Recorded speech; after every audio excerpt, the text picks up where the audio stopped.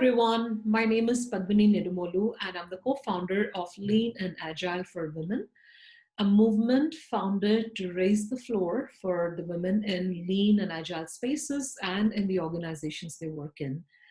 And the premise of this organization was to recognize the fact that a group of women coming together has complete ability and enablement to support each other and make each other stronger and enable each other in that cohesive and collaborative environment.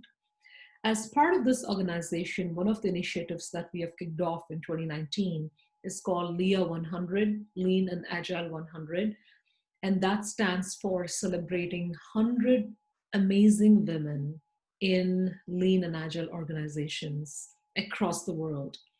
We've asked the community to nominate women who they think have contributed to the community as well as who are inspiring in their own ways. And we received overwhelming response. And as part of that, one of the LIA100 women we have today is Mia Kolmodin. And we will learn about her journey and where she's coming from, a place of enablement and self-belief. Hi, Mia, how are you doing today? Hi, Padmini. So good to be here. I'm well. How are you? I'm doing well. Thank you so much for your time today, Mia. I'll give a brief introduction about you and we will dive right into the questions we all have for you, okay?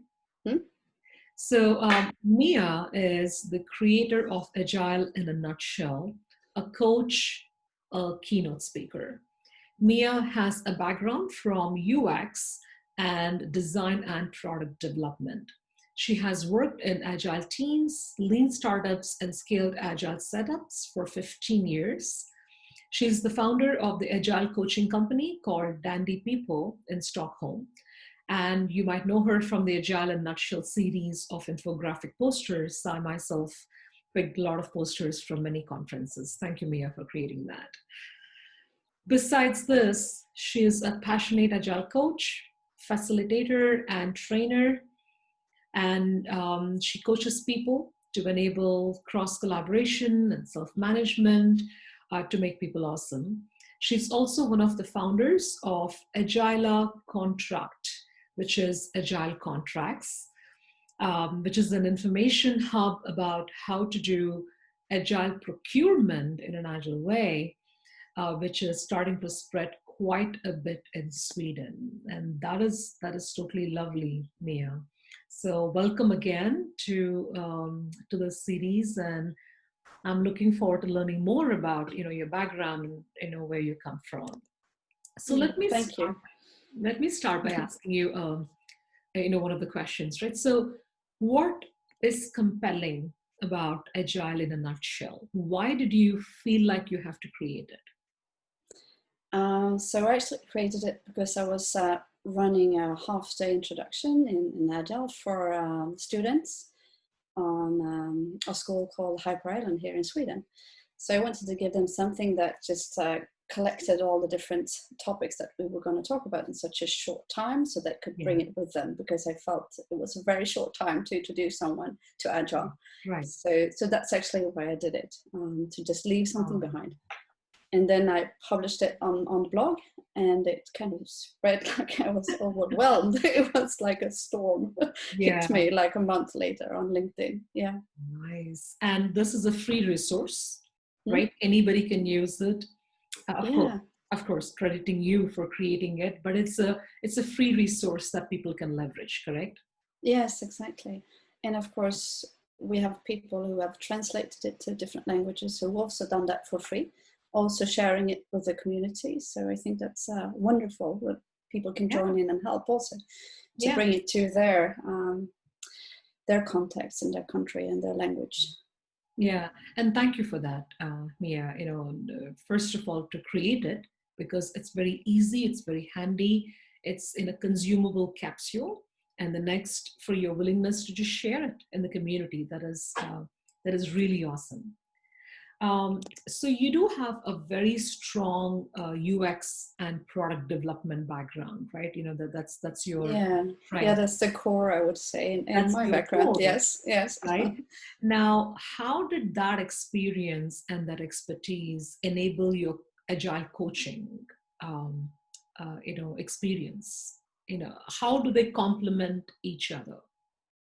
So I would say it kind of helps because I'm always looking for the consumer and the customer perspective on everything that I do. So who are we doing this for, and how can we support our customers in a better way and make them awesome? And when I started to coach teams, it was because I was working as a CPO, Chief Product Owner, for like 10 teams, and I needed them to kind of work more autonomously and understand the customer and the strategy that we had in the company. And I wanted to make myself not be needed, so to say, so that my role wouldn't be needed, so I could facilitate and support them to understand the customer and also work very closely to the customer. And I think that's a lot of times missing in many organizations, that people who work developing products and services, they're way too far away from the customer. They're just working for themselves and for the system internally in the company, and just and focusing on that too much. So it kind of helps me to help others to work closer to their customer, and to try to help them to figure out how they could collaborate in the best way possible to deliver more value in a better way to the customers. So that's always the perspective that I have, and always how you can kind of involve everyone in defining new, better services and better ways of working together to innovate in a cross-functional way. So it helps me to look at things in a different way, I would say, and using Agile in doing that, because I think that's the best way to do stuff together in a more efficient way. Very much so. And, since you are a women product owner, it really compels me to ask this question, because we just had a conversation on a global platform this morning about, how do women look at a product, right? What do they bring to the table when you're talking about product development? And we were referring to the empathy you might bring to it. Mm-hmm. And you can put in yourself in the shoes of less represented section of the consumers, right? There are some strengths you as a woman bring to the table when you're developing a product or even visualizing a product, right? Do you think that is true?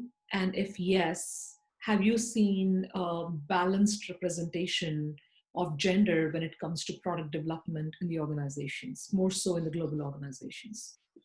I would say within the design space and maybe also product ownership space, we have more women than we do on the development side, or what you would say with the developers, the coders. So combining those two spaces into one and creating cross-functional product teams is a good way to get a more balanced organization, I would say. But yeah, it's more women within the design space generally. But maybe more if you go higher up in the organization, where you have the leadership and C-suite on the design space and product space, I think we have more men there. I think it's needed to balance things up and everywhere in the organization, and not just to see those perspectives of the customers, but it creates a better environment for everyone, I think. It does. But then we have methods to understand the customer, which of course anyone can use. So anyone can understand all types of users if you want to use those methods. Yeah. And you bring up a great point, right? I think it is the participation and inclusion of all sections of the society, right? And more so being inclusive of the less represented groups.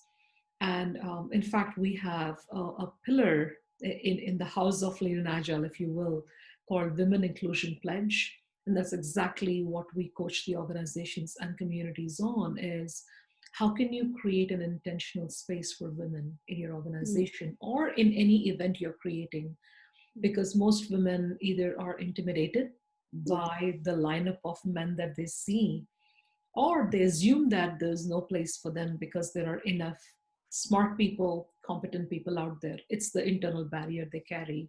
So you bring up a great point. I think, organizations need to look at that inclusion and creating the space, right? Yeah, Yeah. it's really, really important Yeah. in any organization to have diversity and include people in everything that you do, and look at different perspectives and how to enable women to also get in those positions, to have diversity also in the leadership teams. Absolutely, absolutely. And one of the things, when I mentioned about inclusion, and again, that is something that I'm bringing up more these days in my conversations, is diversity is not synonymous with inclusion. Right? You can have a diverse workforce, but if you're not including them in your conversations, in your decision-making strategies, then it's negated. So I think we should have a diverse workforce, but also be inclusive in including them into your decision-making. Yeah.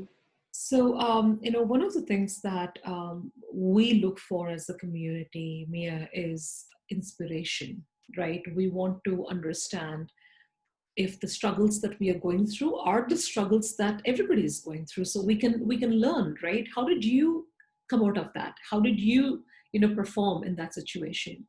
So you are the founder of the Dandy People, right? And you consult and you coach and you transform.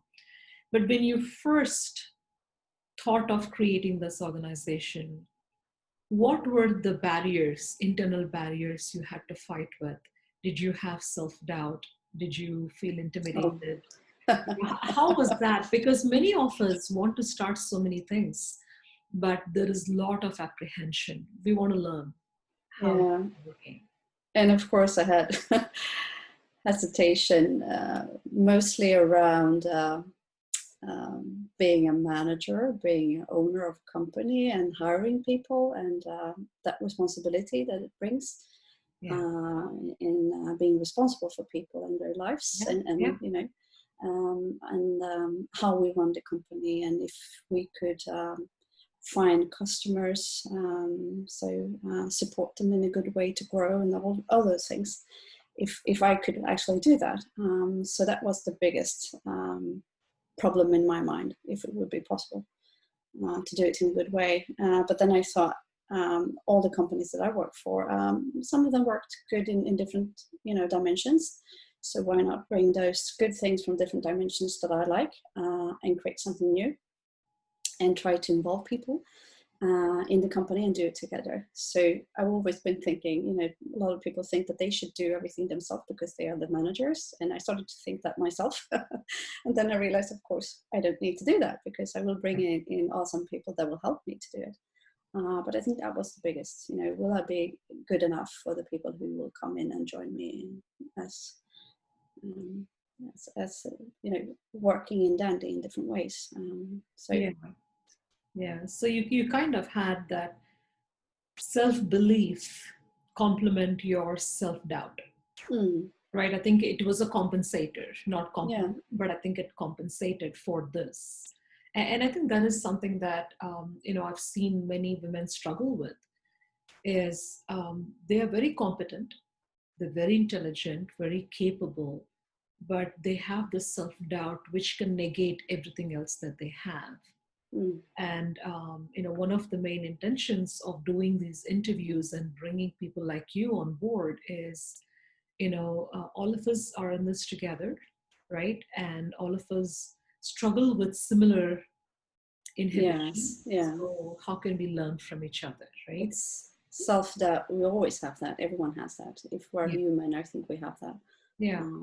And we care about people and we want them to succeed. And of course, I want to help people succeed and be as good as they can be in everything that I do. And of course, I have very high standards on myself. So would I be enough? But of course, it's about everyone. It's not about me. And so Well, thanks for sharing that. So you've been a speaker, Mia, right? You speak at events. I do. And that is one more aspect of, apprehension that I see in many women, that they have a story to share, they want to go out and raise their voice, in terms of they want to reflect what's going on in their part of life. And but when there is an opportunity out there, they're very apprehensive to speak, right? As it is, getting an opportunity, to speak is not very easy in the conferences or summits or anywhere. But even if you want to express yourself in the form of blogs or anything, right, to express yourself, there is huge inhibition to come in front of the camera and talk even, right? So tell us a little bit about how that felt when you initially spoke, right? Maybe first few times. And how did you overcome that? Yeah, I was actually super scared always been speaking out publicly just in front of my colleagues. Yeah. I remember doing that the first couple of times, and I got blackouts. I couldn't remember anything I said afterwards. So I was terrified. But then I actually can't remember. So it's maybe not so strange that I can't remember the first time I spoke publicly. I can't. I don't even know when was that. But I always like to do things that's out of the box for me. I always want to step outside to learn new things. So I always push myself to do things that I find very awkward, so that I can learn and overcome and not feel that that's hindering me. So I've been working step by step, and smaller stages with just people that I know, of course, and trying to learn how to do it in a better way. So I actually can't really remember the first public speaking that I had. Sorry. But I've been terrified. So yeah. See, I think this aligns with one of the quotes from Maya Angelou. I don't know if you know her. She's a very famous poet, a humanitarian in the US. She's not with us anymore, but she has profound impact on many people, with the words that she has written. A phenomenal, leader. She said, we might not remember what words were spoken or, what events happened, but we always remember how we felt. So you probably don't remember which event and, which talk, but you remember how you felt. Yeah. Right? Yeah, that's definitely. That's but important. you need to find a safe space and something that you want to talk about. To be able to dare to do things, and of course have people around you that support you and give you feedback in the best intention to help you grow. And I think I had that, a lot of that, when I was working in CRISP before, previously, another Agile Coaching organization here in Stockholm. So I had a lot of people around me supporting me. No, I think that's a great advice. The takeaways from what you just said are, find that safe spot, something that you're passionate about, that you can speak very comfortably, that you're not, scripting it, number one. And the other aspect you mentioned is, find those, trusted folks who can give you genuine feedback. Yeah. So that they can help you grow. And find a format that, that you like. If you want to do it with PowerPoint slides, or maybe your hand-drawn things, or maybe just without any support or whatever. There might be different ways of doing it that you like. I agree. Thank you for that advice. I think that's very crisp and very tangible. Anybody can do it. Tell us a little bit about, I think, I don't know if I said it right. It's Agile Contract, right? Yeah, it's Agile Contracting, exactly. Some people talk about it as flexible contracting, but yeah. Okay. So tell us a little bit about that, Mia. What is it and why is it important for us to know about it now than ever? So it's something that I worked with. I started like 5 years ago with a colleague of mine, Matthias, and we wanted to support the public space in Sweden to procure in a better way and not wasting our tax money as they're doing still a lot.